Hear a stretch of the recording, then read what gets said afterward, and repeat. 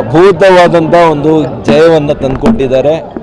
ಐತಿಹಾಸಿಕವಾದಂಥ ಜಯವನ್ನು PLD ಬ್ಯಾಂಕಿನ ಚುನಾವಣೆಗಳಲ್ಲಿ ಇವತ್ತು ಫಲಿತಾಂಶ ಬಂದು ಚಿಕ್ಕಬಳ್ಳಾಪುರ ತಾಲೂಕಿನ ರೈತ ಬಂಧುಗಳು ಇವತ್ತು ಏನು ಸಹೋದರ ಸಹೋದರಿಯರಿದ್ದಾರೆ ಇವತ್ತು ಸ್ಪಷ್ಟವಾಗಿರ್ತಕ್ಕಂಥ ಮ್ಯಾಂಡೇಟನ್ನು NDA ಒಂದು ಇದರಿಂದಾನೇ ಇವತ್ತು ಅವರಿಗೆ ಪ್ರಗತಿ ಆಗುತ್ತೆ, ಅವ್ರಿಗೆ ಒಳ್ಳೆಯದಾಗುತ್ತೆ ಅನ್ನುವಂಥ ಅಭಿಪ್ರಾಯವನ್ನು ಸ್ಪಷ್ಟವಾಗಿ ಅವರು ಹೇಳಿದ್ದಾರೆ.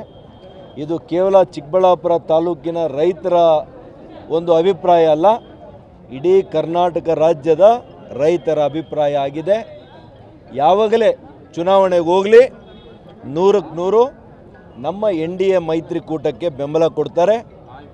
ಇವತ್ತು ಜನ ಭ್ರಮನಿರಸನಗೊಂಡಿದ್ದಾರೆ. ಕಾಂಗ್ರೆಸ್ ಸರ್ಕಾರದ ಆಡಳಿತ, ಕಾಂಗ್ರೆಸ್ ಆಡಳಿತದ ಭ್ರಷ್ಟಾಚಾರ ಮುಳುಗಿ ಹೋಗಿದೆ. ಭ್ರಷ್ಟಾಚಾರದಲ್ಲಿ ಈ ಜಿಲ್ಲೆಯಲ್ಲಿ ಯಾವ ಅಭಿವೃದ್ಧಿ ಕುಂಠಿತ ಆಗಿದೆ.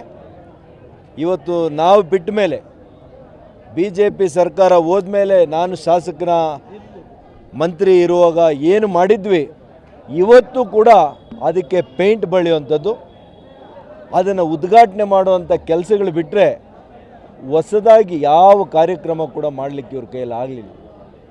ರಸ್ತೆ ಇಲ್ಲ, ನಾವು ತಂದಂಥ ನಗರೋತ್ಥಾನ ಇನ್ನೂ ಕೂಡ ಅದು ಕಾರ್ಯೋನ್ಮುಖ ಆಗ್ತಾ ಇಲ್ಲ. ನಾವು ತಂದಿರತಕ್ಕಂಥ ಅನುದಾನಕ್ಕೆ ಹಾಕಿರೋ ಟಾರ್ ರೋಡ್ ಮೇಲೇ ಇನ್ನೊಂದು ಟಾರ್ ಹಾಕಿ ದುಡ್ಡು ಮಾಡಿಕೊಳ್ಳುವಂಥ ಪ್ರಯತ್ನಗಳು. ಹೀಗೆ ಜನರನ್ನು ಅನ್ಯಾಯ ಮಾಡಿದ್ದಾರೆ. ಈ ಜನರಿಗೆ ಇವತ್ತು ಭಾಳಷ್ಟು ತೊಂದರೆ ಆಗಿದೆ. ರೈತರಿಗೆ ವಿಶೇಷವಾಗಿ ತೊಂದರೆ ಆಗಿದೆ.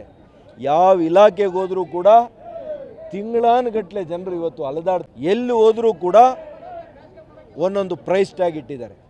ಒಂದು ಪಾಣಿಗಿರ್ಬೋದು, ಒಂದು ರಿಜಿಸ್ಟ್ರೇಷನ್ ಇರ್ಬೋದು, ಯಾವುದೇ ಒಂದು ದಾಖಲೆ ಆಗಬೇಕು ಅಂದರೆ ಕಂದಾಯ ಇಲಾಖೆಯಲ್ಲಿ ಹಣ ಕೊಡಬೇಕು, ಪೊಲೀಸ್ ಇಲಾಖೆಯಲ್ಲಿ ಹಣ ಕೊಡಬೇಕು, RTOಗೆ ಹಣ ಕೊಡಬೇಕು. ಪ್ರತಿ ಇಲಾಖೆಯಲ್ಲಿ ಕೂಡ ಭ್ರಷ್ಟಾಚಾರದಿಂದ ತಾಂಡ ಆಡ್ತಾ ಇದ್ದೀವಿ. ಇನ್ನು ನಾವು ಫೆಬ್ರವರಿಯಲ್ಲಿದ್ದೀವಿ. ವಿದ್ಯುತ್ ಅವಾಗಲೇ ವಿದ್ಯುತ್ತು ಅನ್ಸ್ಕೆಡ್ಯೂಲ್ಡ್ ಆಗಿ ಲೋಡ್ ಶೆಡ್ಡಿಂಗ್ ಮಾಡ್ತಾ ಇದ್ದಾರೆ. ಅಧಿಕೃತವಾಗಲ್ಲ, ಅನಧಿಕೃತವಾಗಿ ಇವತ್ತು ಲೋಡ್ ಶೆಡ್ಡಿಂಗ್ ಆಗ್ತಾಯಿದೆ. ಇನ್ನು ಏಪ್ರಿಲ್ ಮೇಲ್ ಏನಾಗ್ಬೋದು ಪರಿಸ್ಥಿತಿ.